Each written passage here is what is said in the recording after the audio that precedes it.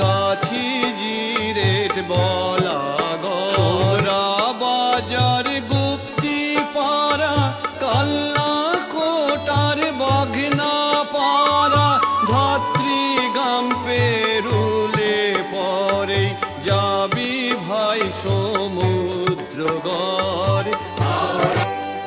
নবদ্বীপ ধাম পূর্বস্থলী তারপরে ভাই যাবি পাটুলি অগ্রদ্বীপারে দাইহাট কাটোয়া মহাপ্রভুকে